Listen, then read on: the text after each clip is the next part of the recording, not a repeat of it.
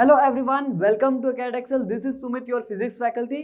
Students, आज हम प्रारंभ सीरीज में एक नया चैप्टर लेके आए हैं, दैट इज न्यूक्लियाई। ठीक है, ये बहुत ही ज़्यादा शॉर्ट चैप्टर है। यहाँ पे फॉर्मूला बेस्ड क्वेश्चंस आने वाले हैं आपके। ठीक है, और ये बहुत ही ज़्यादा इंपॉर्टेंट चैप्टर भी है अगर हमें मॉडर्न फिजिक्स में आगे अच्छा करना है तो देखिए, आज का कोट ऑफ द डे क्या है हमारा? Quote of the day is focus, believe, achieve your dreams. Focus करो, बिलीव करो और अपने ड्रीम्स को अचीव करो। अगर आपको नीट के एग्जाम में सफलता पानी है, ठीक है, तो आपका बिलीव खुद पे होना चाहिए। मतलब कि self believe is the key. अगर आपको खुद पे यकीन है तो आपको कोई भी नहीं हरा सकता है नीट के एग्जाम में। तो चलिए शुरू करते हैं। देखिए, लर्निंग ऑब्जेक्टिव हमारे क्या है आज के? We will understand nuclear structure. हम देखेंगे न्यूक्लियर स्ट्रक्चर क्या होता है, कैसा होता है, ठीक है, उसके अंदर क्या क्या चीजें होती हैं। फिर हम देखेंगे बाइंडिंग एनर्जी पर न्यूक्लियॉन। सबसे ज्यादा इंपॉर्टेंट थिंग है ये। क्या होता है? अगर हमें न्यूक्लियस अच्छे से समझना है तो हमें ये समझना पड़ेगा कि बाइंडिंग एनर्जी पर न्यूक्लियॉन क्या होता है। ठीक है, और इससे पहले हम देखेंगे प्रोसीडिंग बिफोर दिस, हम देखेंगे ये चीज, है ना, कि बाइंडिंग एनर्जी एक्चुअली क्या होती है। हम पहले बाइंडिंग एनर्जी समझेंगे, देन हम समझेंगे बाइंडिंग एनर्जी पर न्यूक्लियॉन क्या होता है। फिर हम देखेंगे ट्रेंड्स इन बाइंडिंग एनर्जी। हम एक कर्व देखेंगे डिफरेंट न्यूक्लियस के लिए कि उसकी जो बाइंडिंग एनर्जी होती है वो कैसी होती है। ऑलराइट, तो देखिए स्टार्ट करते हैं हम। जैसा कि नाम है न्यूक्लियाई हमारे चैप्टर का, तो हम पहले देखेंगे न्यूक्लियस क्या होता है। ठीक है, न्यूक्लियस क्या होता है, तो यहाँ पे देखिए, central core of every atom is called nucleus. किसी भी एटम का जो सेंट्रल कोर होता है वो हमारा क्या होता है? न्यूक्लियस होता है। ठीक है, एटम का जो सेंटर कोर होता है, सेंट्रल कोर होता है, वो क्या होता है? न्यूक्लियस होता है। ये किसने डिस्कवर किया था और कैसे डिस्कवर किया था? Discovered by Rutherford in alpha scattering experiment. जब रदरफोर्ड ने अल्फा स्कैटरिंग एक्सपेरिमेंट किया, परफॉर्म किया, देन ही डिस्कवर्ड न्यूक्लियस। ठीक है, ये कैसे हुई थी डिस्कवरी?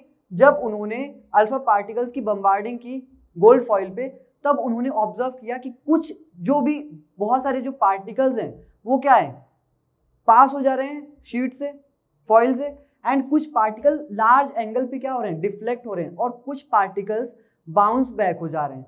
तब उन्होंने उनके माइंड में तब एक आइडिया है कि हाँ, जो हमारा जो एटम है उसके अंदर कुछ ना कुछ तो है जो कि बाउंस बैक करवा रहा है पार्टिकल्स को। तो उन्होंने कंक्लूड किया कि जो एटम है उसके अंदर क्या है? एक न्यूक्लियस है। ठीक है, न्यूक्लियस कैसा है हमारा? हैवीली डेंस और पॉजिटिवली चार्ज एंटिटी है। ऑलराइट, तो ये क्या है? बेसिकली हमारा न्यूक्लियस है। और ये कहाँ पे खोजा गया, कब खोजा गया? Discovered by Rutherford. किस एक्सपेरिमेंट में? अल्फा स्कैटरिंग एक्सपेरिमेंट में। ठीक है, जो न्यूक्लियस होता है उसका साइज क्या होता है? 10⁻⁻15 मीटर, या आप बोल सकते हैं 1 फर्मी मीटर के इक्वल होता है। और एटॉमिक साइज कितनी होती है? 10⁻10 होता है, सबको पता है। Protons and neutrons together referred as nucleons. देखो, जो न्यूक्लियॉन्स होते हैं ना, उसके अंदर क्या होते हैं? प्रोटॉन्स एंड न्यूट्रॉन्स होते हैं। तो उसको टुगेदर हम क्या बोलते हैं? न्यूक्लियॉन्स बोलते हैं। क्या बोलते हैं? Nucleons. A nuclide is represented by this x A Z A. ठीक है, इससे एक न्यूक्लियाइड को हम रिप्रेजेंट करते हैं, जहां पे जेड क्या होता है? हमारा एटॉमिक नंबर होता है। एटॉमिक नंबर क्या होता है? Number of protons. क्या होता है? Number of protons. And A क्या होता है? Mass number. Mass number is sum of number of protons and neutrons. ठीक है, क्या होता है? Sum of number of protons and neutrons together it is called number of nucleon. Number of nucleon क्या है? हमारा मास नंबर है। Alright, बहुत ये जो फिफ्थ पॉइंट है ना, बहुत ही ज्यादा इंपॉर्टेंट है। आप इसको ध्यान से करना, क्योंकि ये चीज हमें हमेशा यूज होने वाली है। और यहाँ पे देखो, सिक्स्थ पॉइंट क्या है? Atomic masses are generally represented by atomic mass unit. जो एटॉमिक मास होता है उसको हम किस चीज से रिप्रेजेंट करते हैं? जनरली उसको हम रिप्रेजेंट करते हैं एटॉमिक मास यूनिट। ठीक है, जिसको रिप्रेजेंट करते हैं AMU से या फिर U से। ऑलराइट, तो हम देखते हैं एटॉमिक मास यूनिट क्या होता है हमारे पास। देखिए, एटॉमिक मास यूनिट क्या होता है? It is defined as 1/12 of the mass of carbon atom. Carbon के एक एटम का 1/12 मास क्या कहलाता है? हमारा एटॉमिक मास यूनिट कहलाती है। क्या कहलाती है? कार्बन का एक एटम लो, उसके मास को आप 12 से डिवाइड करो तो आपके पास क्या आएगा? 1 एटॉमिक मास यूनिट आएगी। और उसकी वैल्यू क्या आती है हमारे पास? 1 AMU की वैल्यू आती है हमारे पास 1.66 इंटू 10 की पावर -27 kg। कितनी आती है? 1 MU is equals to 1.66 into 10 की पावर -27 kg आती है।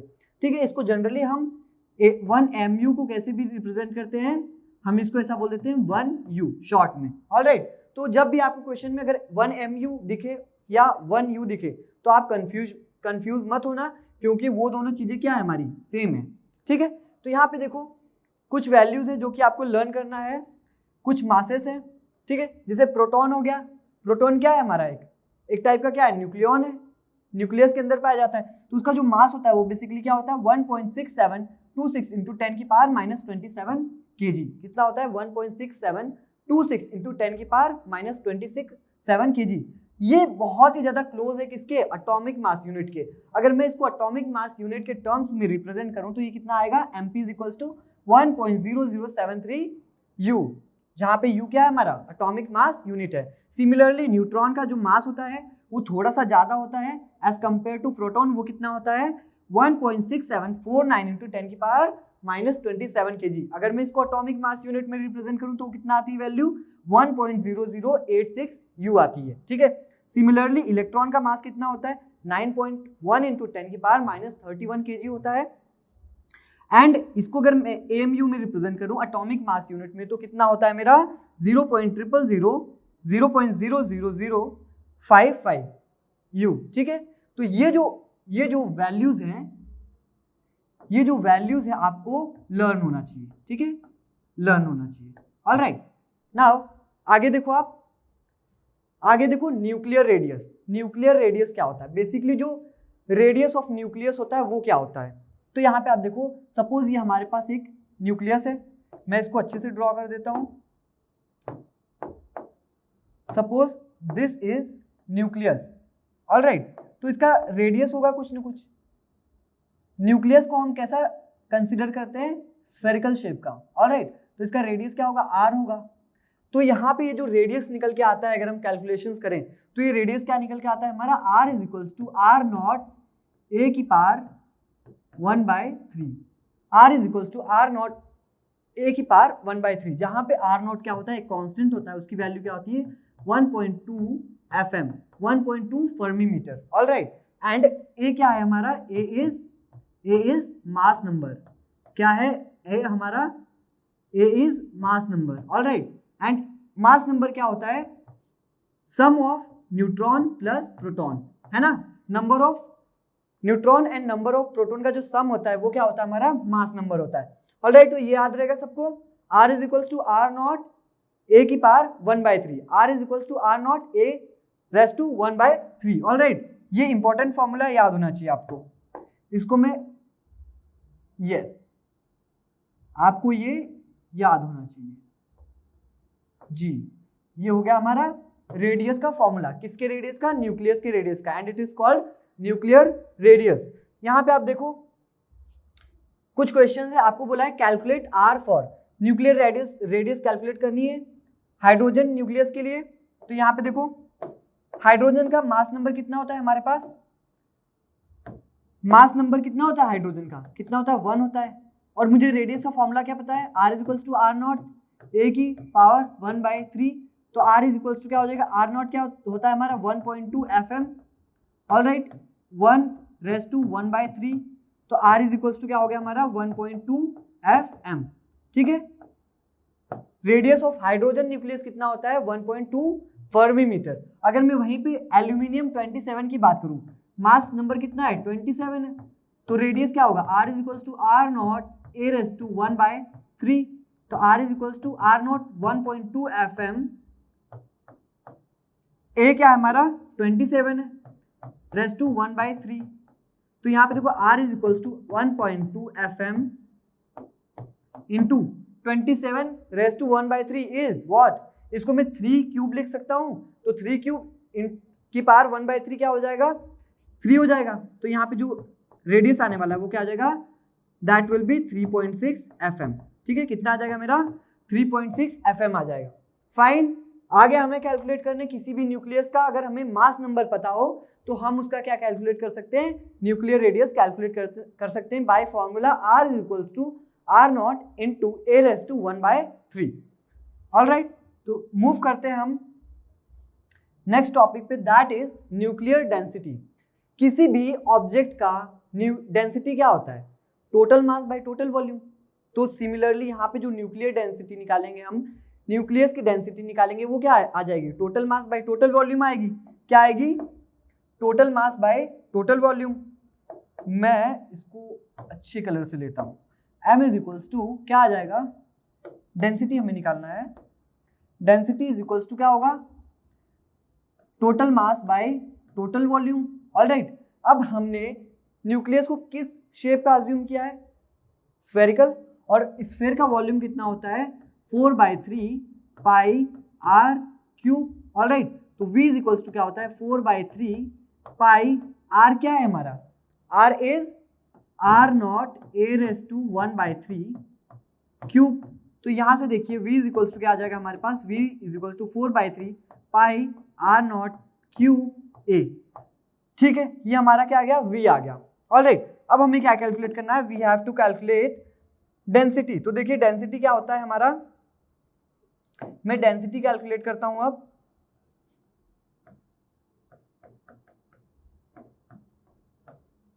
टोटल मास कितना आएगा मेरे पास, मुझे न्यूक्लियस की डेंसिटी कैलकुलेट करनी है।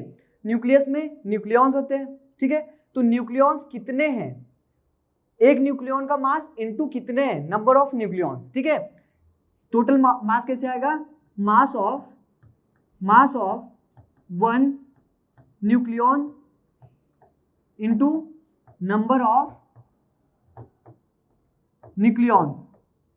Alright, divided by volume. Volume हमारे पास क्या है, अभी हम आगे पुट करेंगे। तो देखिए रो इज इक्वल्स टू क्या आ जाएगा, मास ऑफ वन न्यूक्लियन, आप अज्यूम कर लो m है, एंड नंबर ऑफ न्यूक्लियॉन्स क्या होता है हमारे पास, नंबर ऑफ न्यूक्लियॉन्स ही क्या कहलाता है हमारा, मास नंबर कहलाता है।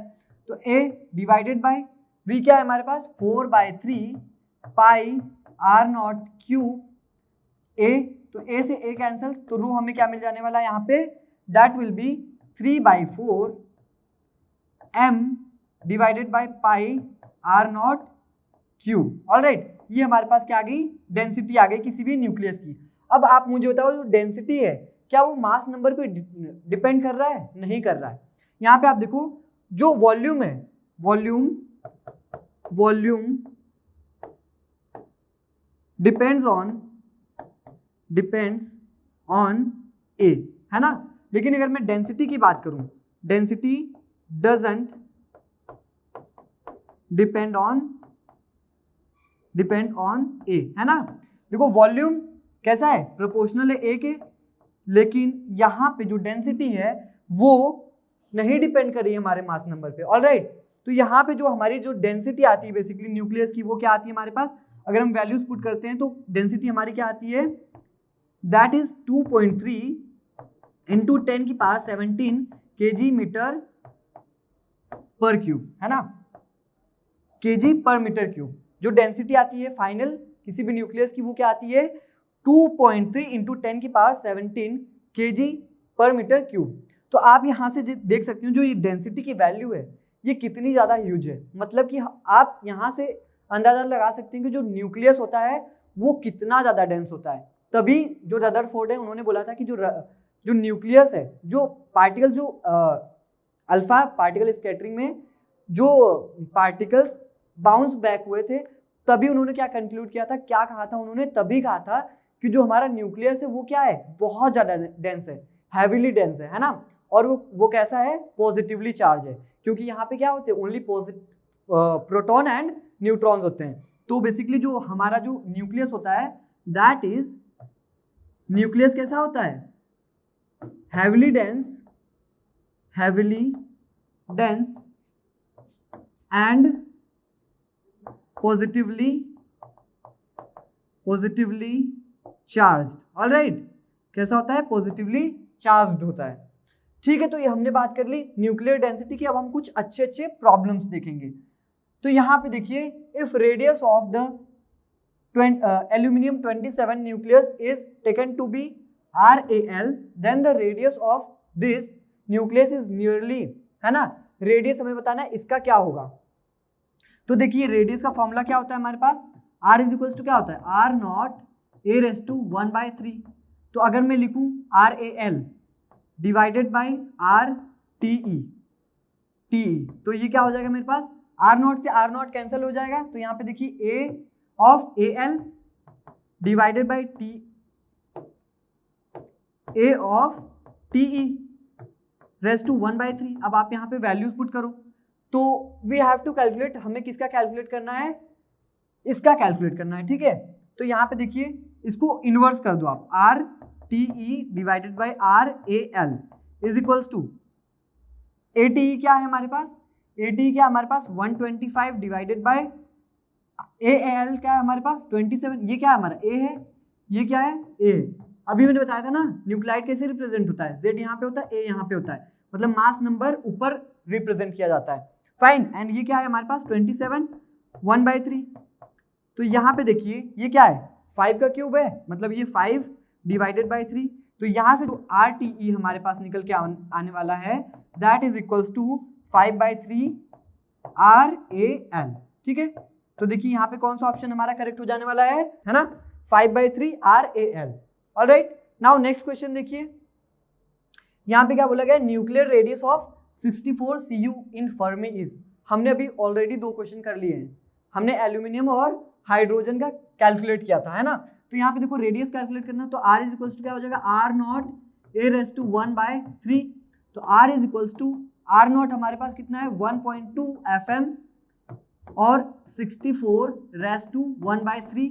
ये क्या होता है 64 किसका क्यूब होता है, 4 का क्यूब होता है, मतलब यहाँ पे क्या हो जाएगा R is equals to 1.2 into 4 FM। तो R इज इक्वल्स टू क्या हो जाएगा 12 4 जा 48, मतलब कि 4.8 FM, ठीक है, 4.8 FM। Which option is correct, third. Now next question देखिए, यहाँ पे आप देखो the ratio of masses of the elements having their nuclear radii 2 Fermi and 1 Fermi is what we have to calculate, ratio of masses, मास का ratio calculate करना है हमें, ठीक है। और न्यूक्लियर रेडियस कितना है 2 FM और 1 FM है। तो आप ये देखो कि जो वॉल्यूम होता है, बेसिकली वॉल्यूम क्या होता है हमारा 4/3 पाई R³ होता है, ठीक है। हमें मास का रेशियो कैलकुलेट करना है, फाइन। तो यहाँ पे आप देखो मास इज इक्वल्स टू क्या हो जाएगा, डेंसिटी इनटू वॉल्यूम। तो mass is equals to density, density तो क्या है कांस्टेंट है, न्यूक्लियर डेंसिटी क्या होती है हमेशा कांस्टेंट रहती है। तो रो इनटू वॉल्यूम क्या हमारा 4/3 पाई R³, मतलब मास प्रोपोर्शनल है किसके R³ के, ऑलराइट। तो अब आप यहाँ पे देखो हमें क्या कैलकुलेट करना है, रेशियो ऑफ मासेस कैलकुलेट करना है, ठीक है, जिसका रेडियाई 2 and 1 है। तो आप यहाँ पे देखो अगर मैं इसको M1 डिवाइडेड बाई M2 बोल दूं तो ये क्या आ जाएगा R1 divided by R2 cube आ जाएगा, ऑलराइट। तो यहाँ पे देखो M1 divided by M2 is equals to क्या हो जाएगा, R1 कितना गिवन है हमारे पास 2 है एंड R2 क्या हमारे पास 1 है क्यूब। तो यहाँ पे देखो M1 बाई M2 क्या आ जाएगा हमारे पास, दैट विल बी 8:1, है ना। कितना आ जाएगा रेशियो हमारे पास मासेस का 8:1, ऑप्शन 1 इज करेक्ट, ऑलराइट। यहाँ पे आपको क्या यूज करना था कॉन्सेप्ट की जो डेंसिटी है वो क्या है हमारी कांस्टेंट है। यहाँ पे देखो एक क्वेश्चन, यहाँ पे आपको करेक्ट और इनकरेक्ट ऑप्शंस बताने हैं। यहाँ पे देखिए volume of the nucleus is directly proportional to mass number. जो वॉल्यूम होता है न्यूक्लियस का वो क्या होता है, डायरेक्टली प्रोपोर्शनल होता है किसके, मास नंबर के। यहाँ पे देखो आप, यहाँ पे जब हमने वॉल्यूम ऑफ न्यूक्लियस निकाला था तो वो किसके आ रहा था, प्रोपोर्शनल मास नंबर के, मतलब कि वो ऑप्शन क्या है हमारा करेक्ट है। Yes this is true, this is correct. Volume of the nucleus is independent of mass number, इसका कॉन्ट्राडिक्टरी स्टेटमेंट है ये, तो ये क्या होगा incorrect. Density of the nucleus is directly proportional to the mass number, density क्या होता है इंडिपेंडेंट होता है। Density of is directly proportional to the cube root, ये भी हमारे पास इनकरेक्ट है। Density of the nucleus is independent of mass number, yes. Density क्या होता है 2.3 × 10⁻17 kg/m³ होता है ना। तो ये क्या हो गया हमारा, करेक्ट हो गया। तो कौन कौन से ऑप्शन हमारे करेक्ट है, ए और E. Which option is correct, A and E only. Alright, now यहाँ पे ये एग्जांपल देखिए, the ratio of the density of oxygen nucleus and helium nucleus is. जल्दी जल्दी आप लोग गैस करोगे इसका आंसर क्या हो सकता है।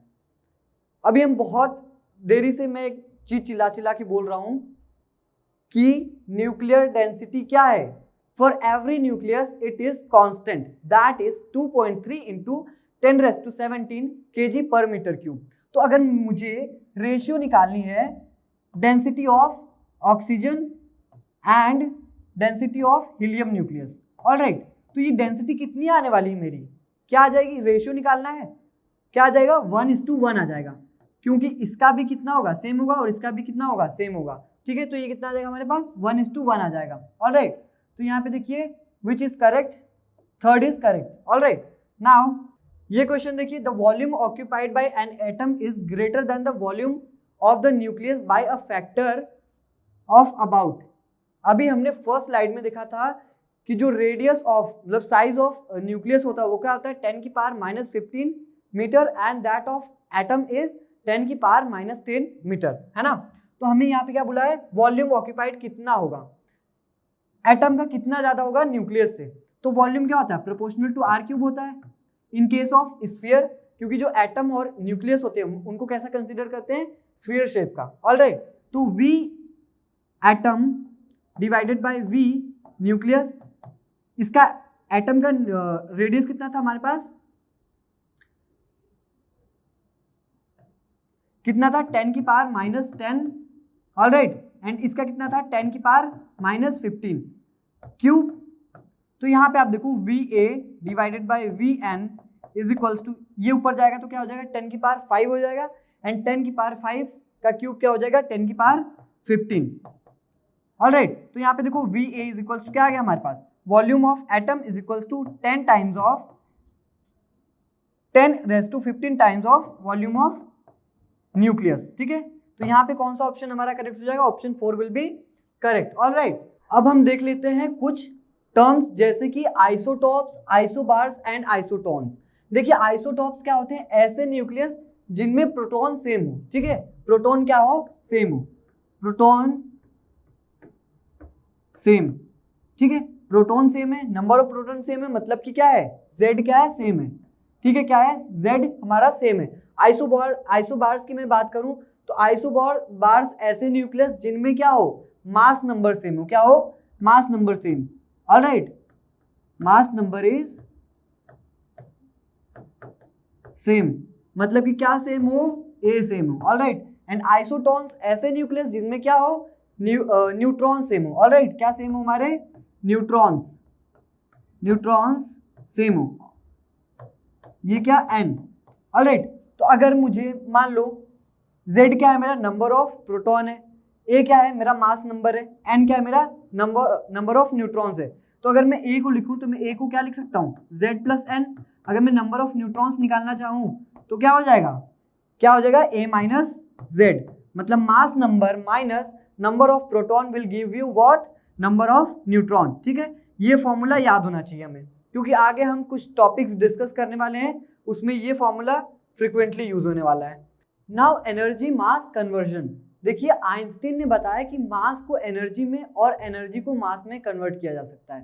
ठीक है, और उन्होंने एक मास एनर्जी इक्विवेलेंस दिया जिसको रिप्रेजेंट करते हैं formula E is equals to mc²। ठीक है, जहां पे E क्या है, energy corresponding to mass m, और मास क्या है, मास तो किसी भी मास तो मास ही है।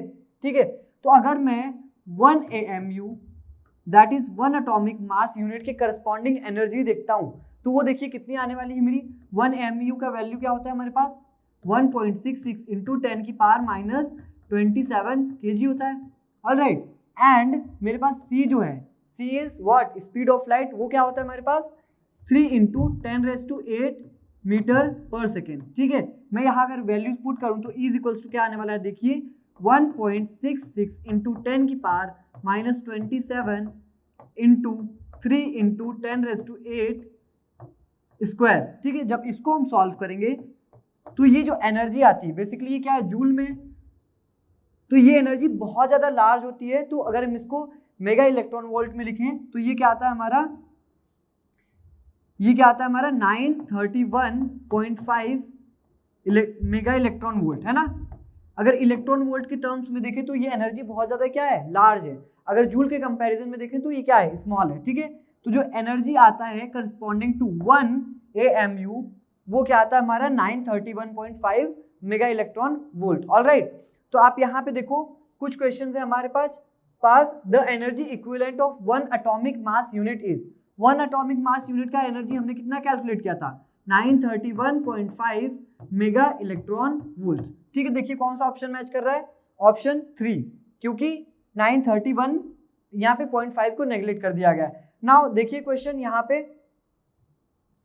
देखिए the energy equivalent of 0.5 gram of a substance, किसी भी सब्सटेंस का मास 0.5 ग्राम है तो उसका एनर्जी इक्विवेलेंस क्या होगा, तो E इज इक्वल्स टू क्या होगा mc square, E is equals to m कितना हमारे पास 0.5 kg में कन्वर्ट करो 10 की power -3 into C 3 into 10⁸8 square. Alright, तो E इज इक्वल्स टू क्या आएगा हमारा 0.5 इंटू 10⁻³ इंटू ये क्या हो जाएगा 9 into 10⁻16 and 9 into 0.5 will be 4.5 into यहाँ पे देखो 10 की पावर -3 10⁻16 क्या हो जाएगा 10 की पावर 13, ये क्या आ जाएगा हमारा जूल में आएगा, किस में आएगा, जूल में। देखिए कौन सा ऑप्शन करेक्ट है, option 2 is correct, 4.5 into 10⁻13। Now next question देखिए, energy of 10 gram of uranium is, आपके पास 10 ग्राम यूरेनियम है, मास कितना है 10 ग्राम है, तो mc स्क्वायर, तो E is equals to 10 into 10⁻³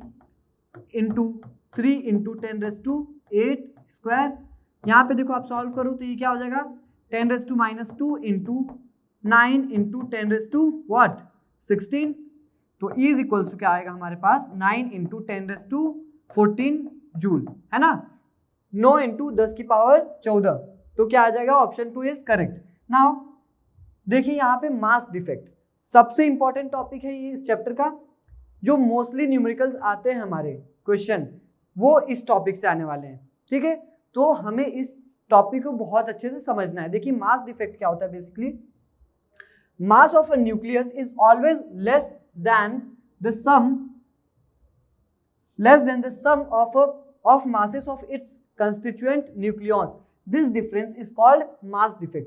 देखिए मास डिफेक्ट क्या होता है, अगर मैं मान लो मेरे पास एक न्यूक्लियस है, पहले मैं समझा लेता हूं then I will come on definition, है ना, तब आप लोगों को बहुत अच्छे से समझ में आएगा। देखिए सपोज मेरे पास एक न्यूक्लियस, उसका मास क्या है m है। अब ये न्यूक्लियस किस चीज का बना होगा, न्यूक्लियॉन्स का, मतलब कि न्यूट्रॉन एंड प्रोटॉन का, तो इसमें क्या होंगे न्यूट्रॉन्स एंड प्रोटॉन्स होंगे। ये क्या हो गया हमारा मास ऑफ न्यूक्लियस। ऑलराइट, यहाँ पे देखो इसके अंदर क्या होंगे न्यूट्रॉन्स एंड प्रोटॉन्स होंगे, तो देखिए मास कितना है इसका है, मास ऑफ प्रोटॉन मैं मान लेता हूँ mp है, mass of proton and mn क्या है मेरा मास ऑफ न्यूट्रॉन। अगर मैं इन दोनों मासेस का एडिशन करूं तो वो किसके इक्वल आना चाहिए, m के इक्वल आना चाहिए, बट इन रियलिटी ये जो मास होता है mp प्लस mn ये क्या होता है ग्रेटर देन m होता है, मतलब कि mass of nucleons is greater then mass of nucleus. तो इस डिफेक्ट को क्या बोलते हैं, देखिए यहाँ पे क्या आ रहा है मास का डिफेक्ट आ रहा है, तो इस डिफेक्ट को हम क्या बोलते हैं मास डिफेक्ट बोलते हैं। तो अब देखिए यहाँ पे क्या बोला जा रहा है कि मास of nucleus is always less then, है ना, जो मास है न्यूक्लियस का वो ऑलवेज लेस देन किसके है मास ऑफ न्यूक्लियॉन से, है ना, मास ऑफ न्यूक्लियॉन से। इसी डिफेक्ट को हम क्या बोलते हैं मास डिफेक्ट बोलते हैं। ऑलराइट, नाउ यहाँ पे न्यूक्लियर बाइंडिंग एनर्जी, अब देखो मास डिफेक्ट हुआ है मतलब मास कहीं ना कहीं तो गया है, मास कहीं ना कहीं तो गया है, मतलब कि मास को हम एनर्जी के टर्म्स में भी लाइक एक्सप्रेस कर सकते हैं, मास को एनर्जी में कन्वर्ट किया जा सकता है। तो जो एनर्जी उस गए हुए मास के करस्पॉन्डिंग आएगी उसको हम क्या बोलेंगे बाइंडिंग एनर्जी। ऑलराइट, क्या बोलेंगे बाइंडिंग एनर्जी। तो देखिए क्या बाइंडिंग एनर्जी क्या है, it is the energy release when certain number of neutron and proton combine to form a nucleus. ठीक है, number of protons and neutrons क्या हो रहे हैं कंबाइन हो रहे हैं एंड वो न्यूक्लियस फॉर्म कर रहे हैं, लेकिन जो मास ऑफ न्यूक्लियस है वो तो क्या है, उन दोनों के मास के सम से क्या है, लेस है। मतलब कुछ न कुछ मास कहाँ पे चला गया, एनर्जी के फॉर्म में चला गया। मतलब कुछ मास किसमें कन्वर्ट हो गया, हमारा एनर्जी को, और उसी मास के करस्पॉन्डिंग जो एनर्जी आई उसको हम क्या बोलते हैं, बाइंडिंग एनर्जी। ऑलराइट, तो देखो it is the energy required to disintegrate, या फिर हम ये बोल सकते हैं कि न्यूक्लियस में प्रोटॉन और न्यूट्रॉन को अगर हम डिसइंटीग्रेट करने के लिए जो एनर्जी देंगे वो क्या होगी, हमारी बाइंडिंग एनर्जी होगी। ठीक है, तो ये क्या हो जाएगी, हमारी बाइंडिंग एनर्जी। ना यहाँ पे आप देखो जो बाइंडिंग एनर्जी, मान लो मास कितना गया मेरा, डेल्टा एम चला गया है ना, मास डिफेक्ट कितना है, डेल्टा एम, तो एनर्जी कितनी आ जाएगी मेरी, बाइंडिंग एनर्जी कितनी आएगी, delta M C square. Alright, binding energy क्या होगी मेरी, डेल्टा एम सी स्क्वायर। और अगर मैं यहाँ पे मास डिफेक्ट में बात करूँ कि मास में कितना डिफेक्ट आया है, तो वो देखिए कितना आया है, डेल्टा एम अगर मैं मास डिफेक्ट मानूं तो देखिए कितना आएगा, क्या आएगा, मास of proton plus mass of neutron.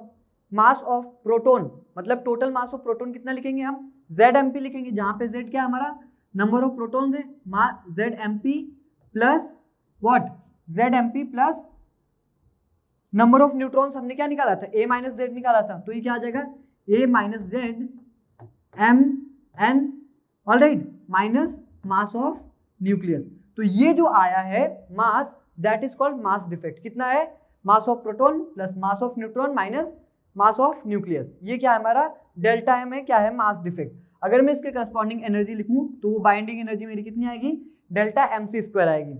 Alright, now यहाँ पे आप देखो हमने बाइंडिंग एनर्जी तो कैलकुलेट किया, बट ये जो बाइंडिंग एनर्जी से जो हमें इंफॉर्मेशन मिलती है वो ज़्यादा एक्यूरेट नहीं होती है। तो हम क्या देखते हैं, बाइंडिंग एनर्जी पर न्यूक्लियन। हम हर एक न्यूक्लियन के करस्पॉन्डिंग क्या देखते हैं, बाइंडिंग एनर्जी। तो देखिए बाइंडिंग एनर्जी पर न्यूक्लियन क्या बताता है, the value of binding energy per nucleon decides the stability of a nucleus. ठीक है, जितनी ज्यादा बाइंडिंग एनर्जी उतना ज्यादा स्टेबल न्यूक्लियस। ठीक है, आगे देखिए, it is obtained by dividing binding energy by the mass number of a given nucleus, है ना।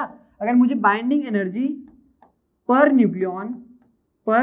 न्यूक्लियन कैलकुलेट करना है तो मैं कैसे कैलकुलेट करूंगा उसको, delta E binding energy EB divided by mass number. Okay, EB divided by mass number.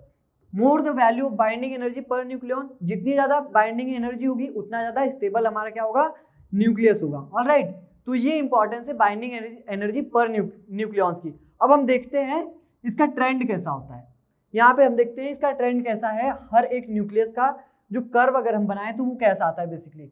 तो देखिए यहाँ पे देखिए जो 30 से जो 170 के बीच में जो है एटम्स, वो क्या है, उनकी जो बाइंडिंग एनर्जी है वो क्या है, ऑलमोस्ट कांस्टेंट है। मतलब आप देख सकते हैं जो बाइंडिंग एनर्जी इनकी क्या है, ऑलमोस्ट क्या है, कांस्टेंट है। एंड सबसे ज्यादा जो स्टेबल न्यूक्लियस हमारे पास है वो क्या है, Fe56, मतलब आयरन सबसे ज्यादा स्टेबल न्यूक्लियस होता है। तो देखिए हम इस कर्व को देखते हुए कुछ ऑब्जर्वेशंस लिखते हैं।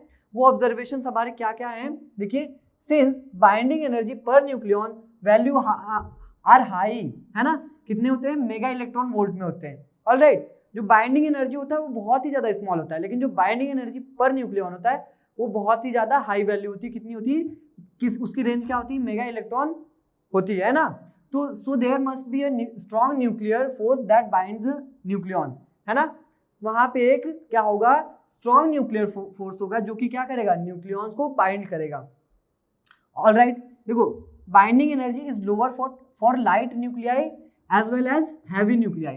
देखो 30 और 170 यहाँ पे हमने बनाया ना, देखो 30 और 170 का जो रेंज है, इसके पहले और इसके बाद, 30 के पहले और 170 के बाद जितने भी न्यूक्लियाई आने वाले हैं उनका जो बाइंडिंग एनर्जी है वो क्या होगा, हमारा लोवेस्ट होगा। सबसे हाईएस्ट किसका है, 30 और 170 के बीच में जो आ रहे हैं उनका है ना। और यहाँ पे देखो Fe56 is the most stable nuclei और जिसका वैल्यू कितना होता है, 8.75 mega electron volt per nucleon. ये वैल्यू इंपॉर्टेंट है, हमें याद होनी चाहिए, 8.75 mega electron volt per nucleon. हमने अभी देखा था यहाँ पे, अभी हमने यहाँ पे देखा था इस कर्व में, देखिए सबसे टॉप पे कौन है, Fe56 है। ऑलराइट, और इसका जो वैल्यू होता है वो कितना होता है, 8.75 mega electron volt per nucleon होता है। and binding energy per nucleon is almost constant in the range of 30 to 170. देखिए 30 to 170 के बीच में जो बाइंडिंग एनर्जी पर न्यूक्लियन है वो क्या है, हमारी कांस्टेंट है। जो उसकी वैल्यू ना थोड़ी थोड़ी डिफर करेगी, वो ऑलमोस्ट क्या रहेगी, सेम रहेगी। So this is all about first lecture of nuclei, जहां पे हमने क्या क्या डिस्कस किया, न्यूक्लियर स्ट्रक्चर डिस्कस किया, न्यूक्लियर के अंदर क्या क्या होते हैं, न्यूक्लियस के अंदर क्या क्या होते हैं, जैसे न्यूक्लियॉन्स होते हैं, मास क्या क्या होते हैं, न्यूट्रॉन्स एंड प्रोटॉन्स होते हैं, है ना। और हमने देखा न्यूक्लियर डेंसिटी किस पे डिपेंडेंट है, वॉल्यूम किस पे डिपेंडेंट है, एंड वी सीन रेडियस का formula that was so important, R is equals to R not A⁻⁴। एंड हमने क्या देखा, बाइंडिंग एनर्जी देखा, मास डिफेक्ट देखा। आज हमने ऑलमोस्ट बहुत ज्यादा इंपॉर्टेंट चीजें देखी हैं। And proceeding with this concept जो आज हमने पढ़ा है बाइंडिंग एनर्जी पर न्यूक्लियन, इसी के बेसिस पे हम नेक्स्ट लेक्चर स्टार्ट करेंगे, जिसमें हम डिस्कस करेंगे nuclear fusion and fission. Okay, मतलब जो ये जो प्रोसेस होता है बेसिकली स्टेबिलिटी अचीव करने के लिए होता है, तो हम ये नेक्स्ट लेक्चर में देखेंगे। Till then all the best, thank you.